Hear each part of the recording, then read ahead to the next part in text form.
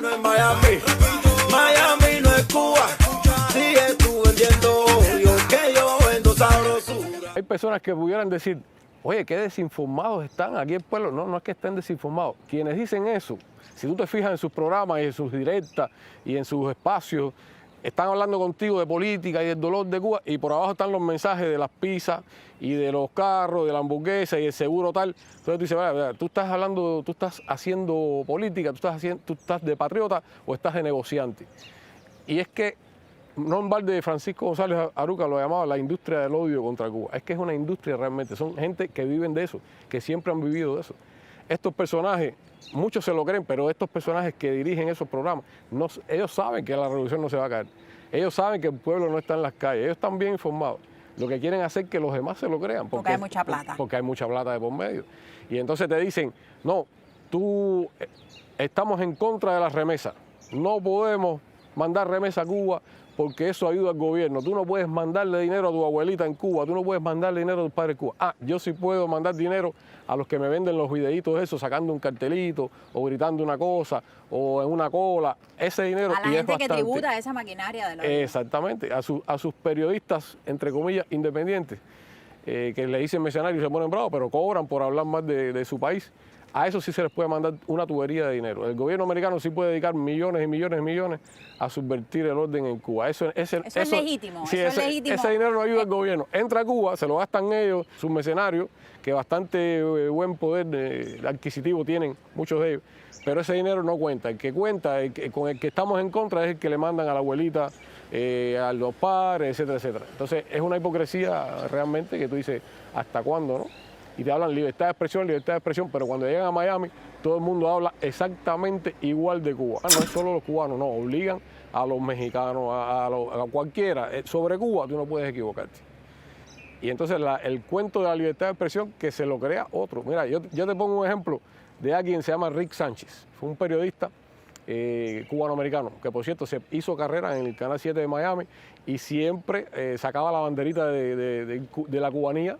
Y decía, yo sé lo que es vivir en un país sin libertad de expresión porque yo tuve una infancia en Cuba muy dura. Mentira, lo trajeron para allá con 2 añitos. 2 años tenía, pero él borraba esa parte de su biografía y decía, yo tuve una infancia muy dura en Cuba, un país sin libertad de expresión. Y así hizo carrera y llegó hasta CNN con un programa con su nombre, que eso no lo logra cualquiera, Rick's List, la lista de Rick. Y el hombre todavía no llevaba ni apenas unos meses con su programa y se le ocurre ir de invitado a un programa de radio, que lo invitaron y fue. Y en el programa se le ocurre decir que los judíos en Estados Unidos controlan los medios de prensa. Que eso puede ser verdad o no, yo no voy a meterme en ese problema. Pero a Rick se le ocurrió decir eso, en un tono un poquito jocoso. Se metió con un lobby poderoso. Exactamente. A alguien se le ocurrió decir que eso era una declaración antisemita y al otro día ya Rick no tenía programa en CNN. Desapareció por arte de magia. Le damos las gracias a Rick Sánchez, ¿no? Cualquiera sabe dónde está ahora. Entonces, ¿qué libertad de expresión? Yo le digo a cualquiera de esos que dicen que en la Yuma se puede decir cualquier cosa, algo tan sencillo, si en tu programa se anuncia la Coca-Cola, di en cámara, a mí lo que me gusta tomar es Pepsi. Ya, eso nada más. O si en tu programa se anuncia los carros Chevrolet, di, yo manejo un Ford en tu programa y tú vas a ver qué pasa. Métete en contra del dinero, métete en contra de quienes pagan tu programa. De poder exactamente. A esos voceros del exilio ahora que se la dan de libres y que anuncian la hamburguesa tal, diga a ti te gusta más la de McDonald's, que esa no es tan buena. Diga eso nada más para ver si es verdad que hay libertad de expresión. Sal con un pullover de Che Guevara por las calles de Miami. Entonces, ¿de qué libertad van a hablar? Ese cuento que se lo crea otro. Yo aprendí mucho en Miami. Es una ciudad muy interesante. Es una ciudad que algunos han llamado la República Bananera de Miami y en la que paradójicamente muchas personas viven sin darse cuenta de lo que está ocurriendo, ¿no? En sentido general, en los Estados Unidos hay norteamericanos que viven el orgullo de creerse que de verdad viven en el país más libre del mundo y que cuando uno les cuenta lo que ocurre en Miami, sencillamente no lo creen. Uno recuerda los famosos conciertos de los Bambán allá, por ejemplo, donde hubo que sacar a la Guardia Nacional. ¿Quién no recuerda el concierto de Juanes aquí en La Habana, donde le costó a Juanes que allá en Miami tiraran sus discos para el piso y le pasaran por arriba con una aplanadora? Literalmente, ahí están las imágenes. Son imágenes que ellos quisieran que no existieran cuando alguien compra un cuadro como el Pavo Real de Mendive y por solo tratarse de un artista cubano le riega gasolina y le prende candela, un acto que si ocurre en la Alemania de Hitler uno podría explicárselo, pero que ocurre en Miami, en lo que ellos llaman el país más libre del mundo, solo por ser artista de Cuba, que te quemen un cuadro de esa manera. Y eso ocurrió en Miami, ahí están las imágenes. En Miami han existido personas, en muchos casos de origen cubano, que con mucho sacrificio han tratado de alzar su voz y han pagado un precio muy alto por eso. Te puedo mencionar, por ejemplo, Maslensnik, la revista Réplica, que a lo largo de los años ha sufrido ni se sabe cuántos intentos de bombas y cócteles Molotov por el único hecho de decir la verdad con relación a Cuba, ¿no? Te puedo citar Francisco González Aruca, una persona ya fallecida con quien aprendí mucho de su programa radial, Álvaro Sánchez Cifuentes y así otras personas. Algunos de ellos todavía tenían sus programas durante el tiempo de juicio y transmitían de manera objetiva, pero fueron programas y espacios aislados.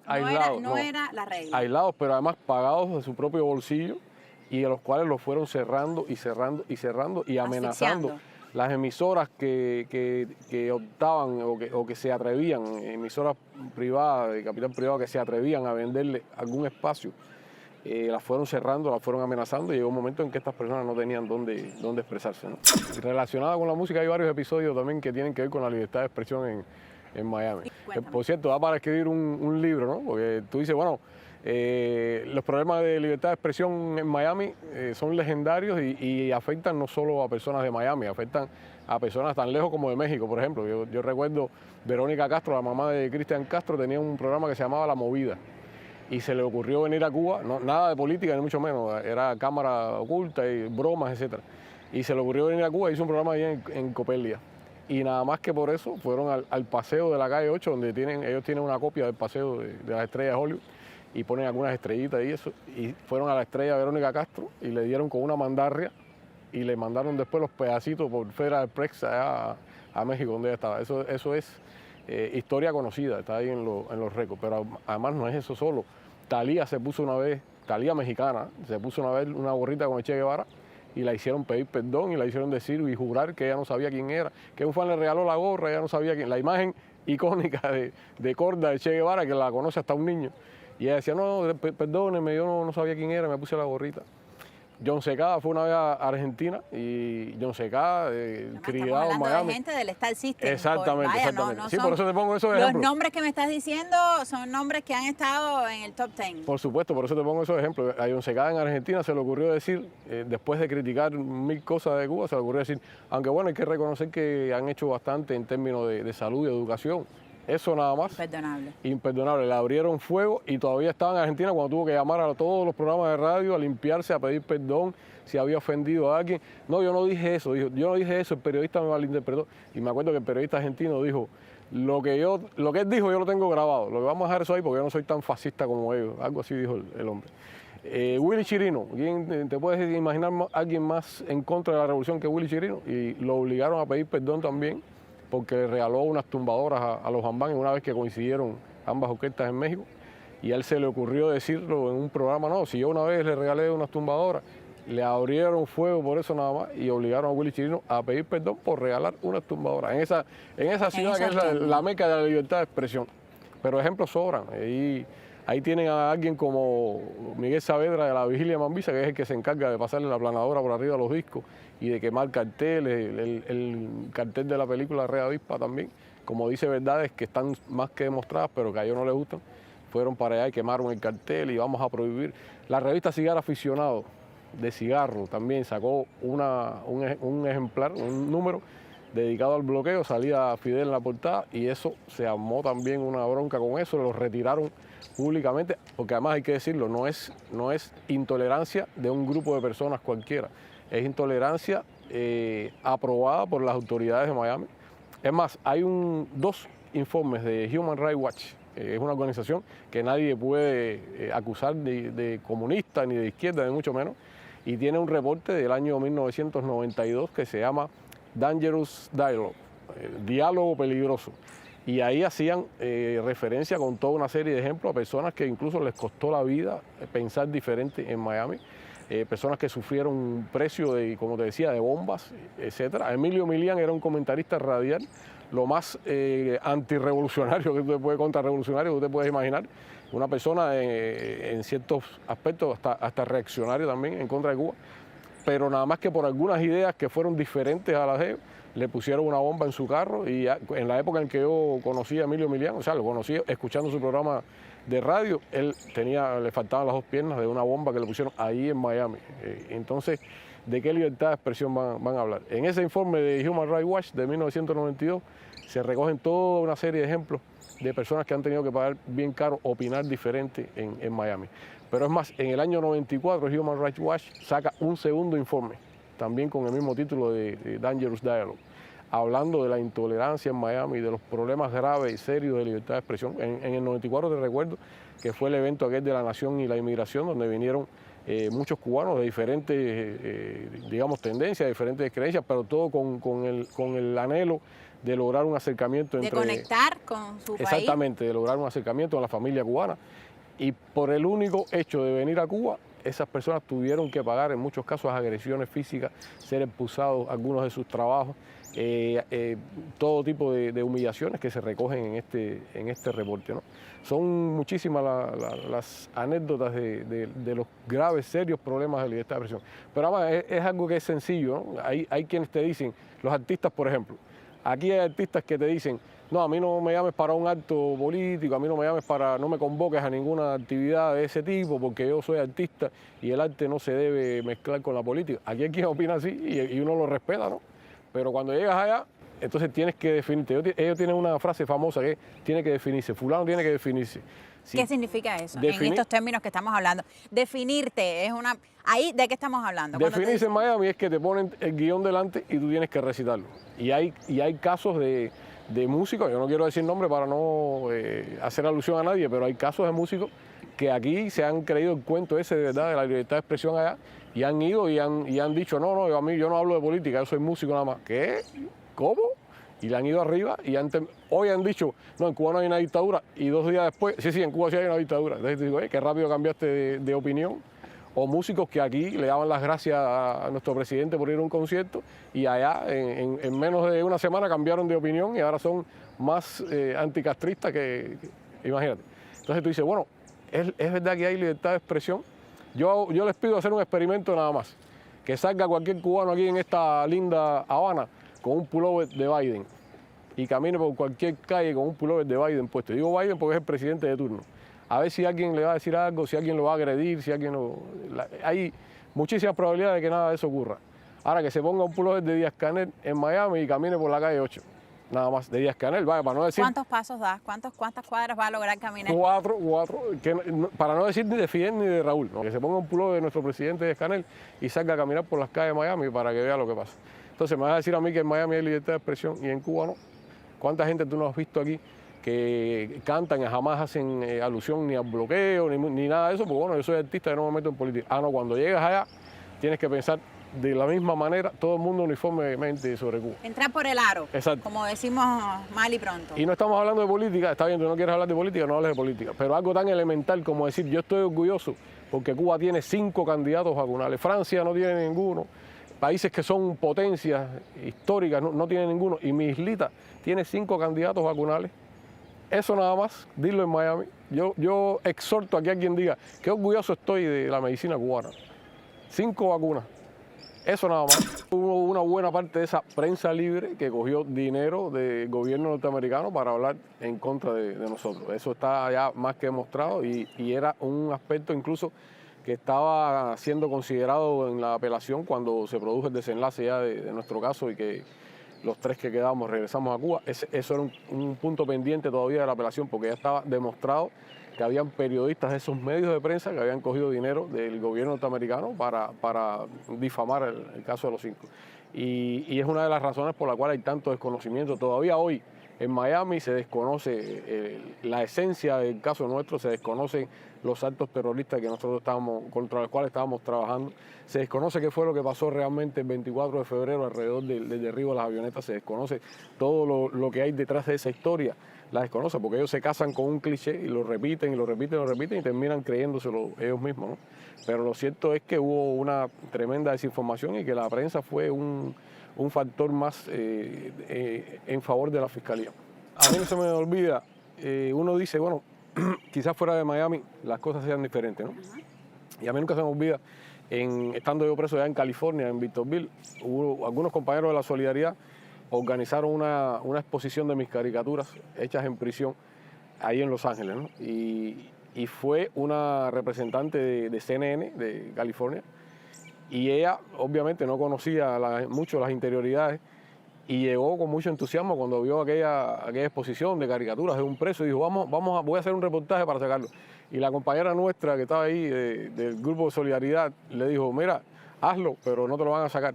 Y dije, ¿cómo? Se insultó a la mujer, ¿cómo que no me lo van a sacar? Si aquí esto es un país libre y la prensa es libre, etcétera, etcétera. 2 días después la compañera la llamó avergonzada y me dijo, tú tenías razón, mi reportaje sobre ese preso que tú dices que es uno de los 5 y sus caricaturas me dijeron en CNN que no se va a publicar. Y ese tipo de cosas ocurrían constantemente, ¿no? Tú podías hablar de otras cosas y a veces llegaba a una audiencia determinada y decían que era Cuba y decían que eran presos, habían quien pensaba, presos en Cuba, sí, vamos. Cuando decían, no, presos de Cuba en Estados Unidos, decían, ya no nos interesa. No nos interesa. Así pasaba. Cosas que más me dolieron a mí en prisión, en mis años de prisión, que con más dolor recuerdo, es el haber convivido con tantos latinos y tantos cubanos también. Cubanos de todas las generaciones, ¿no? Algunos nacidos y criados en Miami, otros criados en Miami, otros que se fueron en el éxodo en Mariel y otros tan recientes que llevaban muy poco tiempo en prisión, eran balseros, algunos habían ido hasta de manera legal. Y las historias, créeme que te voy a poner nombres y apellidos de todos los municipios de La Habana y otros del país. Pero la historia tiene un denominador común. Se fueron buscando una mejor vida, se fueron escuchando los cantos de sirena y cuando llegaron ahí se dieron cuenta que la realidad es muy diferente, que hay que trabajar muy duro realmente. Y decían, bueno, si yo quisiera trabajar duro me hubiera quedado en Cuba, no hubiera venido para acá. Y muchos aceptaron una mano amiga y dije, bueno, ¿tú quieres hacer dinero fácil? Vamos a vender droga, o cuídame esta casa de marihuana, o coge estas tarjetas de crédito falsas que tienen 500 pesos, yo te la doy en 500 y tiene 1000, tú te buscas lo otro para ti. Esas historias las conocimos en prisión. Y realmente la gran mayoría de ellos, yo no me encontré, bueno, una pregunta sencilla. 5 personas acusados de ser agentes de Cuba, agentes de inteligencia de Cuba, además demostrado que trabajaban para Cuba y ya dicho con orgullo que trabajaban para Cuba, en prisiones de máxima seguridad, rodeados de cubanos y que nunca hayamos tenido una sola bronca. La gente no se explica eso. Y bueno, ¿por qué? ¿Por qué no te fueron arriba si hay tanto odio? Porque la gran mayoría de los cubanos ahí saben lo que hay en Cuba. Y muchos nos decían, mira, aún los que nos decían, mira, a mí el sistema no me gusta. No comparto tus ideas. No comparto tus ideas, pero yo respeto lo que ustedes hicieron, porque las bombas esas afectan a mi abuelita también que vive allá, y los actos terroristas afectan a mi familia, a mi mamá, y hay que respetar lo que ustedes hicieron. Porque además es un problema de principio. No es lo mismo decir desde allá, tírense para la calle, que Puja no se da golpe, ¿no? Desde la comodidad de Miami, mandando a la gente aquí a que tiren piedra para las vidrieras, que hagan esto y hagan lo otro, desde la comodidad de allá. No es lo mismo eso, a ir allá y defender tus ideas y infiltrar a los grupos terroristas. Eso lo respeta cualquiera, ¿no? Aún siendo tu enemigo. Y entonces, con relación a lo que me preguntabas, las prisiones en Estados Unidos son un reflejo de la realidad afuera, ¿no? Por ejemplo, mi última prisión, donde estuve 12 años, fue Victorville, que es la prisión de máxima seguridad más cercana a Los Ángeles, en California. Y ahí todo eso que tú ves en las películas de Los Ángeles, las pandillas de Los Ángeles, todo eso es exactamente así, ¿no? Ahora, la crema y nata de esas pandillas, cuando los cogen presos, van para esa prisión de seguridad, de máxima seguridad. Y ahí encontramos mafiosos, personas criminales de todo tipo, ¿no? Desde el que estaba preso porque en Los Ángeles hay avenidas que dividen los territorios de diferentes pandillas. Y si tú te equivocas y entras a un barrio que no es, te caen a tiro.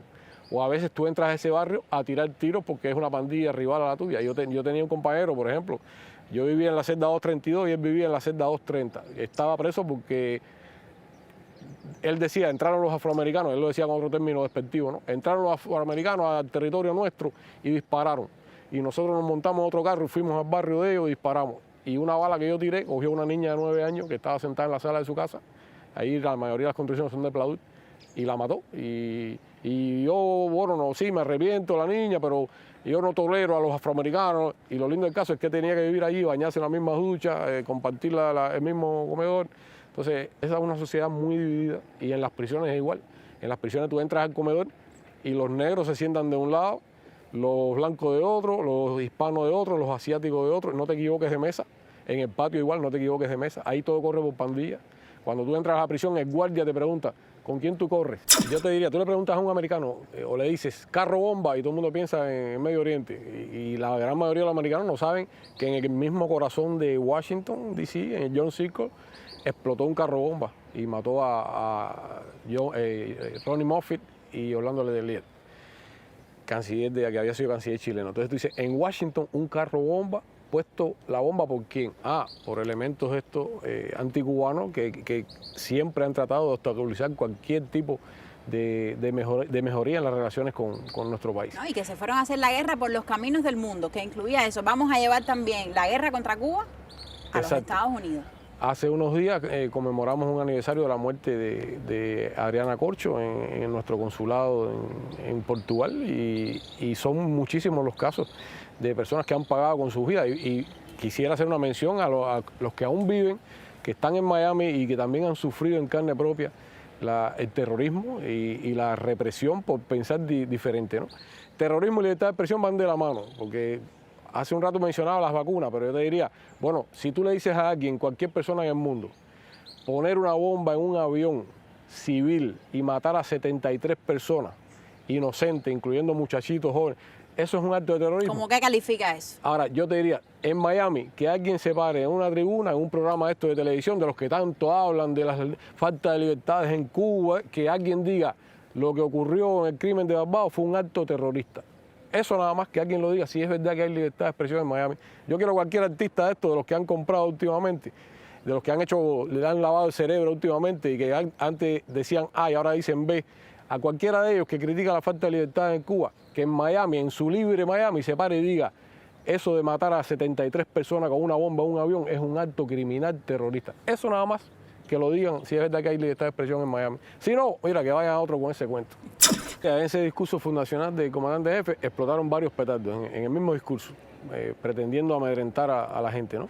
Y por mucho tiempo nosotros decíamos, ya no son los tiempos en que explotan los petardos, pero los CDR, bueno, no son los tiempos que explotan los petardos, pero ahora son los tiempos de los cócteles Molotov otra vez, que ha pasado, han habido incidentes, están haciendo un llamado todos los días a que tiren cócteles Molotov contra una tienda, contra una gasolinera. Eso nuestra prensa se ha hecho eco de varios casos que han habido y no hay más gracias a la efectividad de nuestros órganos de seguridad del Estado, pero nosotros no podemos cruzarnos de brazos, ¿no? Y la labor hoy de los CDR tiene también un componente antiterrorista, porque nosotros defender la revolución es también defender a nuestras comunidades, defender a nuestro pueblo. Y yo recuerdo algo que me decían los cubanos del lado de allá, en prisión se aprende mucho también. Y ellos decían, no, el terrorismo no distingue ideologías.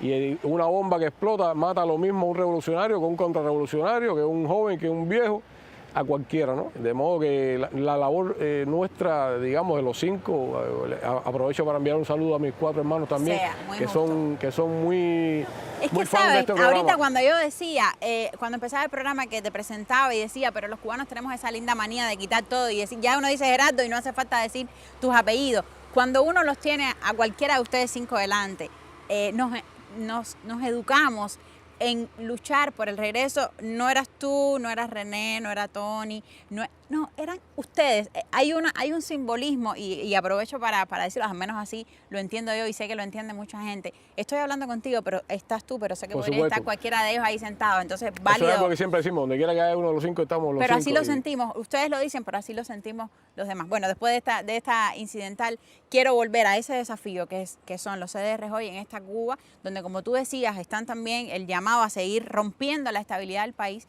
pero también hay otras batallas que tienen que ver ya no con el cóctel Molotov en físico, sino con otros cócteles Molotov, claro, que no son tan tradicionales, pero que también intentan romper la unidad, porque ese es el ataque fundamental. Es una palabra clave. Ellos saben que es la unidad la que nos ha mantenido a este pueblo y a esta revolución fortalecida por tantos años, ¿no?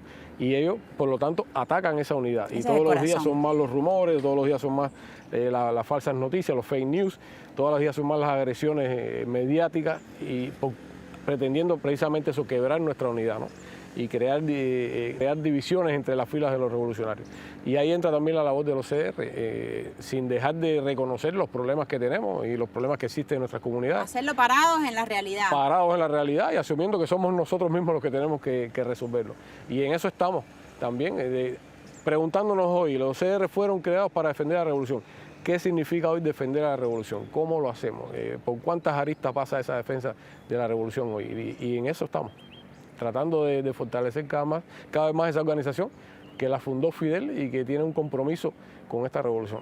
Y que hace mucho, porque hay que decirlo también, hay personas que dicen, mi CDR no funciona, pero bueno, ¿qué vas a hacer tú para que funcione? ¿Tú quieres que te lo pongamos a funcionar desde la Dirección Nacional o hay que ponerlo a funcionar ahí en tu cuadra, tú con tus vecinos? Y con el acompañamiento de ustedes, con los Exactamente, instrumentos por supuesto, que claramente por supuesto, tienen. pero fundamentalmente ahí en la comunidad, adaptado a los problemas de cada comunidad, que no son iguales tampoco, y con los pies en la tierra sobre todo. Si te digo esa fecha, dime qué imágenes te pasan por la cabeza. El concierto de Silvio. En el Estadio Latinoamericano. Acabadito de llegar, todavía estaba Fresquecito. fresquecito. Muy pocas personas saben que eso no estuvo planificado, eso fue algo casual. Eso de ir al concierto y aún más de subir al escenario y de tener ese extraordinario privilegio de cantar ahí con Silvio y de tener las fotografías que tenemos en un escenario con Silvio, que es algo que le agradezco inmensamente, nada de eso estaba planificado, fue espontáneo, como se hacen las mejores cosas, ¿no? Y te puedo decir que lo que se sentía en ese concierto, lo que primaba ahí era un sentimiento de patriotismo tan fuerte y de victoria, porque ese día un poco celebramos la victoria que constituía el regreso de los 5 a la patria y lo hicimos de esa manera que nuestro pueblo tanto recuerda. No pasa un día en que por la calle alguien no me vea y me diga, yo estuve en el concierto de Silvio, o qué lindo el concierto de Silvio, lo repitieron el otro día por televisión, uno siempre se emociona. Manifestaciones de ese tipo las tenemos constantemente porque realmente ese fue un momento histórico.